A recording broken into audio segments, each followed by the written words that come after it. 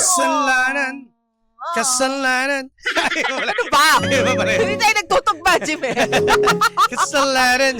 Ano ba? Bakit ganun? Anyways, hello po and welcome to the show. This is Lihim ng Liham with yours truly. Ako po nag-isang girlfriend mo sa radio. My name is Lindsay. At ako naman po. Lindsay. At ako naman po ang mama, Jim Bulabog. Delicious. Ayun, Ako ba si Jimbo. Jimbo? Oh, yeah. Ayan, hello po, good morning. Welcome po sa inyo.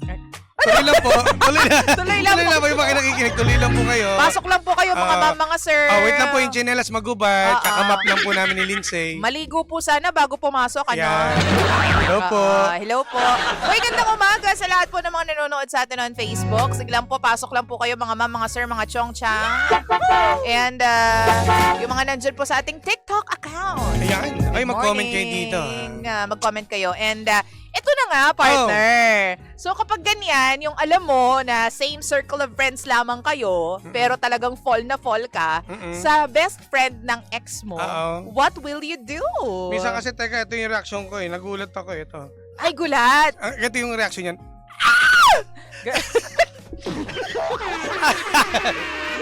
Bading. Diba? Bading. Hindi, nakagulat. Parang halos lahat, di ba? Kapag meron kang ex, no, sa tropa ninyo, no, magta-tropa ninyo, pag may nagustuhan ka na isa sa tropa ninyo, yung ex mo, sasabihan agad na, oy, ano yan ha, mag-ingat ka dyan. Babaero yan. May paninira ka. Napaka-judger, no? Judger agad? Judger agad. So, ibig sabihin, napaka-bitter mo, no? Nanawa ko doon sa girl na wala naman siyang kinalam, wala naman siyang masamang intensyon dahil yung lalaki naman talaga, totoo. Totoo. Diba? Yun nga lang, maraming connection, no? Oo. Hindi kaya addict to. Huy, hindi naman. Mali. Pero, well, ang lalaki kasi, correct me if I'm wrong, partner, sige. Ang lalaki, alam nila ang karakas ng kapwa nila at alam nila kapag may gusto, itong isang lalaki na to, dito sa shota ko, dito sa jowa ko, no? Minsan kasi may halo ng may dagdag bawas yan eh. Oo. Siyempre, ayaw niya na parang bitter nga na sa sira. Kahit sabihin natin, okay, sige, okay naman itong tropa natin. Kaso sabihan ko na ito, babaero to para hindi na lang sila magkarelasyon. Mag-click, gano'n. Hindi kasi best friend ka nung ex ni Jowa, nitong si Elise. Diba? So, gano'n ang mangyayari. Magkakaroon ng siraan. Diba? Malakas yung radar kasi nung time na yun, boyfriend pa ni Elise yung lalaki na to eh. Tapos, ang best friend niya nga is yung itong babaero na guy. So, feeling ko, na-sense na agad nung lalaki, nung boyfriend ni Elise, na teka lang, parang may balak to dito sa girlfriend ko. At posibleng mangyari talaga yung ganon. Diba? At makakaramdam talaga ang lalaki. Oo. Ang lalaki malakas din ang kutob niyan eh. Malakas yung radar ninyo. Ano to? Malamang trip niya ito. Kahit, alam mo, naniniwala ko, partner, na kahit isang tingin pa lang, alam ng lalaki, si Romel kasi, ang bilis niya sa ganyan eh. Paano ba, bigyan mo ako ng, bigyan mo ako ng basihan mo. May isang beses. Paano pagtingin? Simula baba, pataas hindi naman. O taas pa baba, sabay hubad. Ano yun? Mali. Ano? Hindi kasi si Romel, minsan lang may mag-message sa akin, isang beses lang. Tapos nasabi niya sa akin, tigilan mo yan. Kung nag-uusap kayo, tigilan mo yan. May gusto yan sa'yo. Ganyan! Or sakali na mas nananay kasing selos, partner. Ang selos kasi, ang mga lalaki hindi naman sasabihin na, gwapo to, iwas-iwasan mo yun ha, baka mamaya diyan ka mabaling, Kaya sasabihin lang namin na iwas-iwasan mo yan. Iwasan mo yan, baka mamaya yung kutob namin may baka mangyari. So ibig sabihin lang sa madali selos yun. Selos. Ang puso ko. Kaguro ko. Kaya gagawin namin ng paraan para umiwas ka at ayaw namin mangyari yung mga nasa isip namin. Minsan mga lalaki malaro rin ang isip. Malaro din. Takot sa sariling multo. Grabe ka naman. May ibang ganon. Ikaw ba ganon ka? Like, alam mo kung halimbawa may pumorma kung kanino. Iiwas ko agad. May gusto sa'yo yan. Mas ka dyan. Huwag kang ano yan. Ganon ka? Grabe. Ganun, Nakakatakot ka pala. May mga lalaking ganon talaga para, syempre, lalo na pagguwapo. Tapos ako ito. At Hoy, grabe ka naman. Malay mo, di ba? Mabinggo eh. May ganon eh. Oo. Well, tama nga tayo dun sa part na yun. Pero kasi, ang pinaka-dilemma ngayon nitong si Elise is, ano daw ba, na-fall na raw kasi siya dito sa guy na ito na hindi niya in-imagine ever na magiging click sila. Pero it happened. No? Ano ba, talagang i-give up niya raw ba yung friendship? I-give up niya raw ba yung circle of friends nila para dito sa potential relationship na to? Or dededmahin niya na lang? It's one of the other guys. Alam mo, una sa lahat, ang laki ng pagkakaiba sa magtotropa at sa pangsarili mong relasyon. Oh. Tandaan nyo lagi yun. Ang tropa-tropa lang yan. Kasama mo sa kasiyahan, kalungkutan, andyan lahat. Pero when it comes to relationship, ibang usapan yan. So dapat yan, paglalaban mo. Oh, so ang ibig mo sabihin, partner ha, baliwalain niya na lang. Baliwala na niya rin yung mga sinasabi ng iba at kung ano yung nararamdam mo, it's your decision pa rin. Alam mo, you're getting my nerve, no? Pero, totoo yan, no? Masundin mo yun. Bakit? Siyempre, di ba, ikaw nakakaramdam niya. Kung alam mo, pares ng, di ba, yung gusto mo sa isang lalaki, nasa kanya pala. True. Tapos, may nararamdaman ka. At yung lalaki naman, gusto ka rin. Bakit di mo itry? Di ba, wala nang masama Kahit yun. nandyan yung tropa, like, uy, Alam mo, ex ka ni ganito, kahit may sabihin best friend ka ni ganito. Ang dami pwedeng baguhin, Mare. Kapag naging kayo, pwede na kayong minsan-minsan lang na magkita na magtotropa. Bakit pag naging kayo ba, dapat laging kasama rin yung kaibigan, yung tropa? Hiwalay ka na. Iba na yung lakad ninyo. Sa mga lakad na, halimbawa, may birthday sa tropa, pupunta talaga kayo.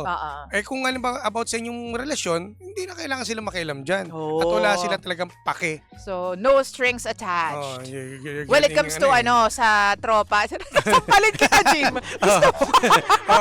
Nagkagalit ako So, yun nga. So, dapat sabi, ito yung, to cut everything short, no? Sabi ni Jim, pabayaan mo yung tropa sa kung anong opinion nila sa buhay. Ano sasabihin nila? Oo. Ba't sila ba makikisama sa relasyon ninyo? Kayong dalawa pa rin mga nakakaalam dyan. Pero feeling ko kasi, partner, kahit pa paano kasi, mararamdaman mo pa rin yung mga comments nila and opinion nila about your life eh. So, dapat talaga, pabayaan mo sila. Turn off mo yung switch na yon.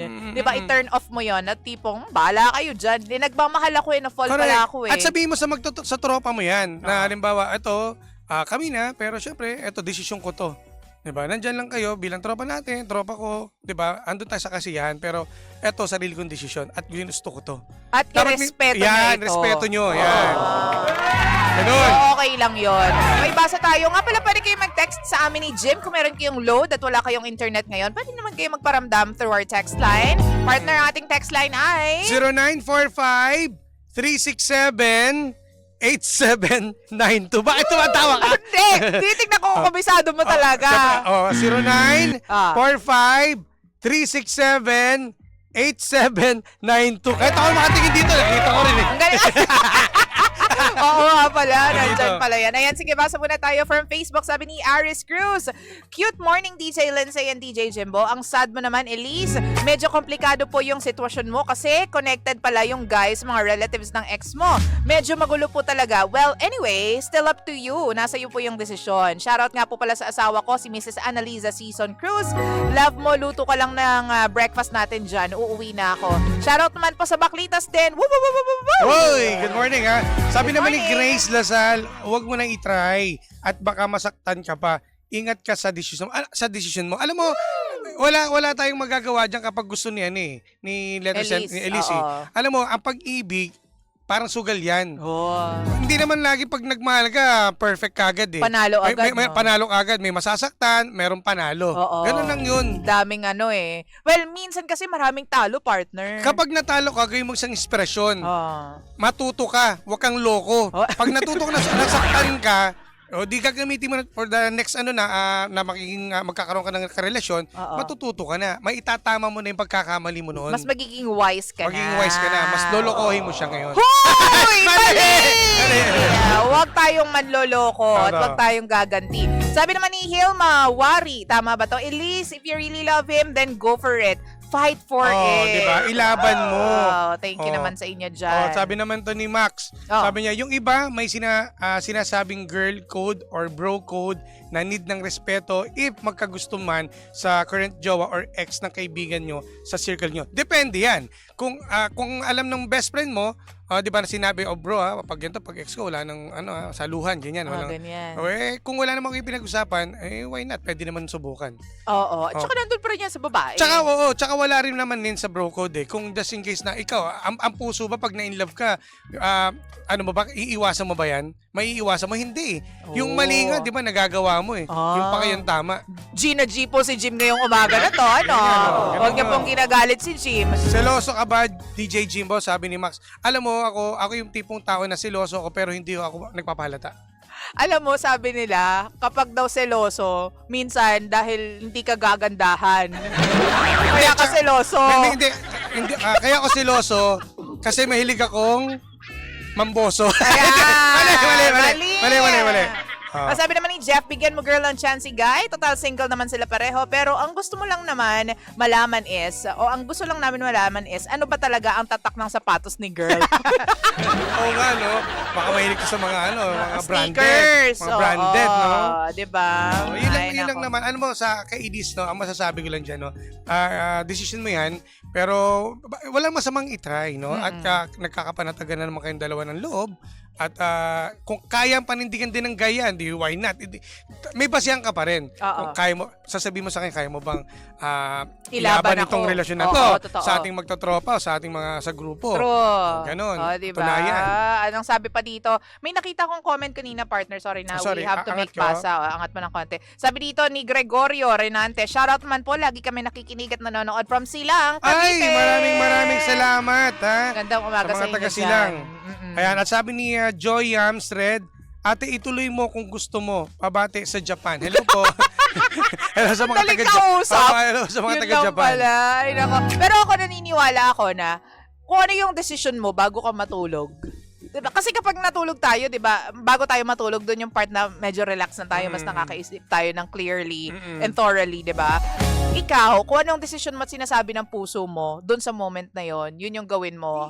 Kasi ikaw ang maaapektuhan yan in the long run. Kahit sabihin namin na sige lang, go for it, or wag mong ituloy yan, or whatsoever, kung ano yung nararamdaman mo, bakla, yun yung sundin mo. Kung nagdadalawang isip ka naman, Elise, no, hindi naman tumadali ang desisyon eh. True. Di bakit bigyan mo muna ng nasa dating stage pa kayo eh, di ba? Getting to Nag-date know each other. Getting to know each other. True. So, pagbigyan mo muna, mag-isip-isip kayo habang kasama siya. Kasi Totoo. doon mo mababase kung magbago ba siya or still talagang interesado siya sa'yo. O kaya sabihin mo outright, naguguluhan ako eh. Can you give me some time pa? Ayan. Ganyan. So kapag hinintay ka niya, then you know, na mahal ka talaga niya. Pero kung hindi at nagmamadali siya, ano to? Kasi kayo mga babae, Mare, may mga tinatawag kayong sign. Oo, totoo. Diba?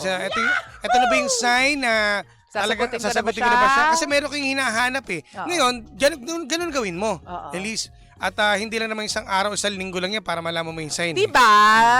At kilalanin mo munang mabuti din. Yan. Diba? Itong si Guy. Kasi baka mamaya hindi pa enough yung ilang buwan para sabihin na parang worth it naman yung pinaglaban ko. Worth it naman yung mga sinuko ko for him. Correct. Diba?